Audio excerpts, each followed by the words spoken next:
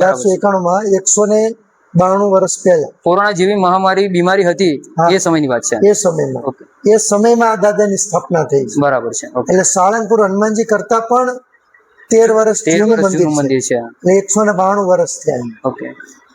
એ વખત જય બોલે મિત્રો, હું છું તમારો પ્રિય મનીષ અને દિલથી હું તમારું સ્વાગત કરી રહ્યો છું. અને તમે જોઈ શકો છો આપણે શ્રી કષ્ટભંજન દેવ હનુમાનજી મંદિર કમિયાળા ધામ, જ્યાં ઐતિહાસિક મંદિર છે, ત્યાં આપણે આજે વિડીયો શૂટ કરવા જઈ રહ્યા છે. વ્લોગ છે. તમે આ જોઈ રહ્યા છો કમિયાના અહીંથી 5 કિલોમીટર દૂર છે અને આપણે ત્યાં ઊભા છે. તો હવે આપણે ત્યાં જઈશું અને તમને આગળ બતાવીશું કે ઐતિહાસિક મંદિરની ત્યાં શું રહસ્ય છે તમને જણાવ્યું. અત્યારે આપણે આગળ વધી રહ્યા છે, જેમ કે તમને આગળ બતાવ્યું 5 કિલોમીટર દૂર છે એ પ્રમાણે. તમે જોઈ રહ્યા છો મેઇન ગેટ, શ્રી કષ્ટભંજન પ્રવેશદ્વાર કળિયાણા ધામ જેને કહેવાય છે, મંદિર ભગવાનનું કષ્ટભંજન કમિયાળા ધામ કહેવાય છે. આપણે એન્ટર થઈ રહ્યા છે અત્યારે. આગળ તમને વિડીયોમાં જણાવ્યા પ્રમાણે આપણે મેઇન મંદિરનો પ્રવેશ દ્વાર છે શ્રી કષ્ટભંજન કમિયાળા ધામ ભક્તિ, અને અહીંયા એન્ટર થવાનું છે. મંદિરનો પ્રવેશ દ્વાર છે, આપણે એન્ટર થઈશું. અને અહીંયા સ્ટેટ ઓફ રામાધણી જે મૂવી 19 તારીખે રિલીઝ થઈ રહ્યું હતું, 19 જૂને રિલીઝ ડેટ છે, એનું બોર્ડ છે. અને આપણે એન્ટર થઈશું મંદિરમાં. તો આ એનો અંદરનો જે શું નજારો છે એ બી તમને બતાવીશ. બાજુમાં એક મસ્ત તળાવ છે અને ત્યાં હનુમાનની ભવ્ય મૂર્તિ છે. અને અહીંયા મસ્ત પાર્કિંગ માટેની બી સારી સુવિધા છે. આજુબાજુ આ બાજુ બી તમે જોઈ શકો છો. અને મસ્ત સરસ એવું ગાર્ડન છે. તો શ્રી હનુમાન કષ્ટભંજન દેવની મૂર્તિ છે એ બી તમને હું બતાવીશ. અને પાછળ તમને એક જે ગેટની અંદર છે ત્યાં બી લખેલું છે કે દાદાના રૂડા આશીર્વાદ, વૈરાગ્ય અને જ્ઞાન. આ બી જ્યારે આપણે એક્ઝિટ કરીએ છીએ એ બાજુનું છે. તો હવે તમને આપણે બતાવીશું આગળ તમે જોઈ શકો છો હનુમાન દાદાની મૂર્તિ છે. આપણે નજીકથી બી બતાવીશું. અત્યારે એન્ટર થઈ ગયા છો તો તમને અહીંથી થોડું બતાવી દઈશું.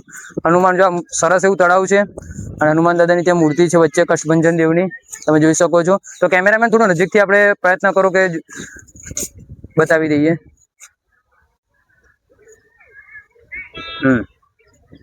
હવે તમને આગળ દર્શન પણ હું કરાવીશ. તો હવે આપણે આગળ તમને મંદિરના દર્શન કરાવીશ. તો ચાલો. વિડીયોમાં જે આગળ બતાવ્યા પ્રમાણે આ એન્ટર છે, ત્યાં આગળ 2 હાથી છે અને 2 પહેલવાન બી અહીંયા ઊભા છે. એ બનાવેલું છે, તમે જોઈ શકો છો. આપણે અહીંયાથી પ્રવેશદ્વાર કરીશું મંદિરનો. કેમેરામેન બને તો પ્રયત્ન કરો બધું જ કવર થઈ જાય.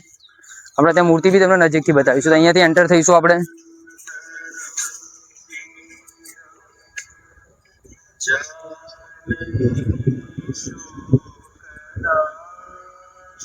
અને શંખનું સરસ એવું દ્રશ્ય છે, તમે જોઈ શકો છો. શંખનું દ્રશ્ય છે અહીંયા. અને સાંજે અહીંયા રાતનું દ્રશ્ય બી સારું હોય છે પાણીના ફુવારા દ્વારા.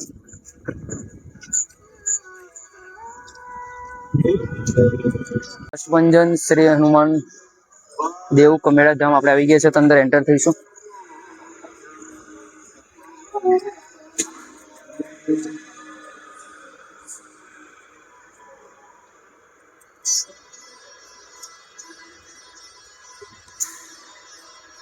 ભગવાનના દર્શન કરીશું.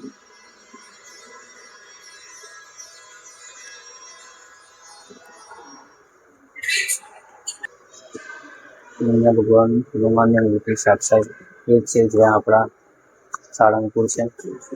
હનુમાન દર્શન.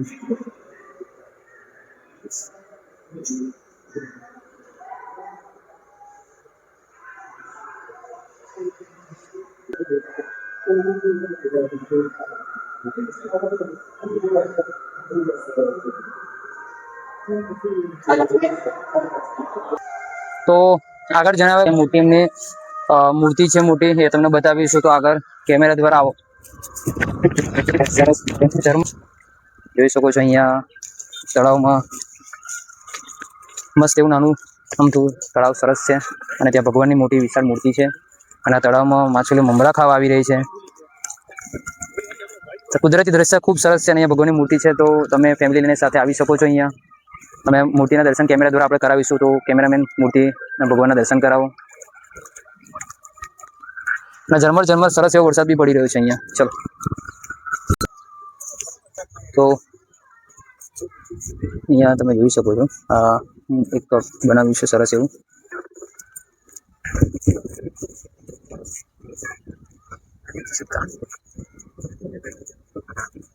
અહીંયા રામ સીતા માતા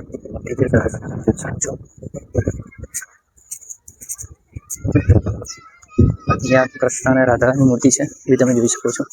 સરસ, ખૂબ સરસ દ્રશ્ય છે. ભગવાનની મૂર્તિ પણ બનાવી છે. આગળ તમને હા અહીંયા ભગવાન સ્નાન કરતા એવું કહેવાય છે ને. અહીંયા કૂવો છે પાણીનો. તો કૂવો આપણે કેમેરા દ્વારા બતાવવાની કોશિશ કરીશું. ગોરીલો, હરણ, જીરાફ, સરસ પ્રાણીઓનું દૃશ્ય પણ બનાવ્યું છે. બાળકો માટે અહીંયા રમવા માટેનું બી સરસ છે. આપણો ગોરીલો છે જે ત્યાંનો ત્યાં જ ઊભો છે, તમે જોઈ શકો છો. આપણો ગોરીલો છે અને ત્યાં બળદ છે. અહીંયા બાળકો માટે લપસણી બી સરસ છે. બાળકોને તમારે અહીંયા ફેમિલી સાથે આવો છો અહીંયા તો પાછળ જ્યારે મેં તમે જે રસ્તો બતાવ્યો પ્રમાણે અહીંયા હિંચકા ને એવું સરસ છે જે તમે જોઈ શકો. હિંચકા છે, લપસણ છે. બાળકો પણ અહીંયા ખુશ થઈ જશે. ત્યાં આગળ મુક્તાનંદ સ્વામી યાત્રિકોનું નિવાસ સ્થાન છે. ત્યાં મતલબ ત્યાં નિવાસ કરી શકો. તમારે એવું હોય તો ત્યાં તમને રૂમ પણ મળે છે. અને અહીંયા વડદ છે, ત્યાં હનુમાનની મોટી મૂર્તિ છે એ બી તમને ચલો બતાવીશું. હવે તમે સાળંગપુર જાઓ છો તો વચ્ચે ત્યાં કડિયાના ધામ આવી શકો છો. કડિયાના ધામ હનુમાન દાદાની મોટી સરસ મૂર્તિ છે. એ હનુમાન. અને આવી વિડીયો માટે કોમેન્ટ કરતા રહેજો, સપોર્ટ કરજો. આગળ તમને ભોળાનાથની મૂર્તિ છે એ બી બતાવીશું આપણે. આપણા ભગવાન ભોળાનાથની મૂર્તિ છે. ભોળાનાથ ગણપતિ બાપા જે પાણી ચડાઈ રહ્યા છે. ખૂબ સરસ દ્રશ્ય બનાવેલું છે.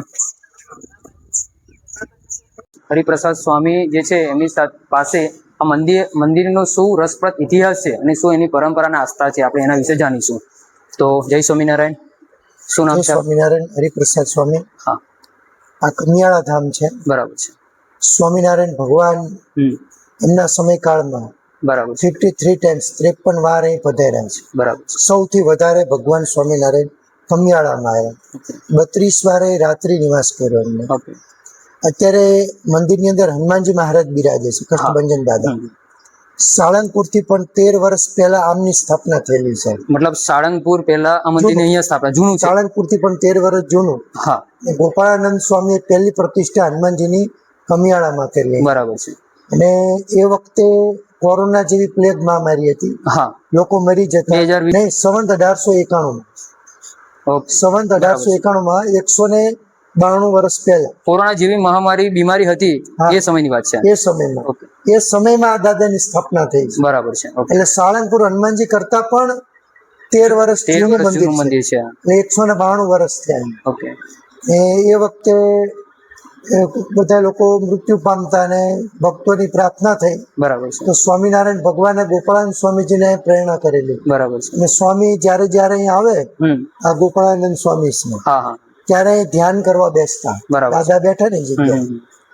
તો ગામમાં ખબર પડી, શેષા વણાર, નથુ ગઢવી એ વખતના બધા ભક્તો હતા. એમને ખબર પડી કે સ્વામી આવ્યા છે. એટલે બધા એવું બોલ્યા કે હવે આપણા દુઃખ દર્દ દૂર થશે. બધા આવીને પગે લાગ્યા. તો ગોપાલ સ્વામીજી આંખ ખોલીને એવું બોલ્યા કે કોઈ ચિંતા કરશો નહીં, અહીંયા અમે પ્રગટ અને પ્રતાપી દેવની સ્થાપના કરશું. બરાબર છે. જે બધાના દુઃખ અને દર્દોને મિટાવશે. ઓકે. એટલે સ્વામિનારાયણ જે તમે કહો છો ગોપાળાનંદ સ્વામી, એમને હનુમાન દ્વારા મતલબ એમને હનુમાનજીની સ્થાપના કરી. હા. પણ સ્થાપના કરીને, પ્રતિષ્ઠા કરીને, આરતી કરી અને આમ અડ્યા, સ્પર્શ કર્યો કે બહુ સરસ સ્વરૂપ છે. બરાબર. તો હનુમાનજી પ્રગટ થઈ ગયા. મતલબ તેમને સાક્ષાત દર્શન આપેલા, સાક્ષાત દર્શન ભગવાન આપેલા. પ્રગટ થયા. બરાબર છે. એટલે સ્વામી શ્રીએ હાથ જોડીને પ્રાર્થના કરી અને કીધું કે આજથી આપનું નામ કષ્ટભંજન દેવ. બરાબર. બધાના કષ્ટને દૂર કરે. નામ કષ્ટભંજન આપ્યું. હનુમાનજીએ હા પાડી અને નામ સ્વીકાર્યું. બરાબર છે. કોઈ પણ જગ્યાએ મૂર્તિ પ્રતિષ્ઠા થાય ત્યારે મૂર્તિનું નામ આપે. મૂર્તિનું નામ આપે. ત્યારે મૂર્તિ રૂપે ભગવાન હોય. અને કમિયાળાની વિશેષતા છે કે નામ આપ્યું ત્યારે પ્રત્યક્ષ હનુમાનજી ઉભા હતા જાતે અને હા પાડી અને નામ સ્વીકાર્યું. મતલબ સ્વામીએ તેમને નામ આપ્યું અને ભગવાને પોતે સ્વીકાર્યું. હા, હનુમાનજી. ત્યાર પછી એમનું નામ બન્યું કષ્ટભંજન દેવ. બરાબર છે. પછી સ્વામી શ્રીએ ફરી હાથ જોડ્યા એવું કીધું કે નામ તો આપે સ્વીકાર્યું કષ્ટભંજન, પણ આપના ચરણમાં કમિયાળા ધામમાં કોઈ પણ શ્રદ્ધાથી આવે એના દુઃખ દર્દ કષ્ટ દૂર કરજો, એના શુભ સંકલ્પને પૂરા કરજો. બરાબર છે. આ 2 વચન મારા રાખવું. તો હનુમાનજી મહારાજે ફરી હા પાડી અને અનુમોદન આપ્યું કે હું બધાનું સારું કરીશ.